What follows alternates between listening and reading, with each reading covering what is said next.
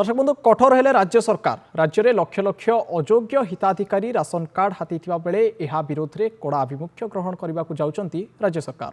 कार्यानुष्ठान पूर्व सरेंजर पर अपील करिसेंती जोगाण मंत्री कृष्णचंद्र पात्र। सरेंजर नकले कार्यानुष्ठान नियाजिबो बोली चेताई देइछंती मंत्री। आगुआ कार्ड समर्पण करदेले कौनसी एक्शन नियाजिबो नाही, कार्ड दाखल नकले नियाजिबो एक्शन। सरकारी चाकरी और योग्यता नथाई राज्य में लक्ष लक्ष लोक राशन कार्ड हाथेइछंती, ताहाकू तुरंत दाखल करने को मंत्री निवेदन करिसेंती। एथिपाई कौनसी डेडलाइन दिया जाई नाही, तथापि ई-केवाईसी सरिबा पूर्व कार्ड दाखल करने को मंत्री निवेदन करिसेंती।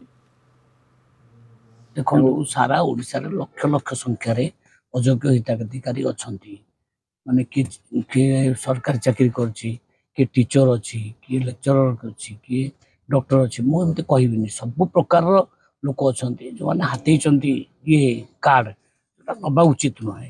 तेणु निवेदन करुच्ची सरेंडर कर जातु before action will be taken against. किसी डेडलाइन दिया जिवो इताको सरेंडर नहीं, डेडलाइन नहीं, से तुरंत सरेंडर कर दियंतु। आमे ई-केवाईसी सरिया पूर्व छाड़ दियंतु।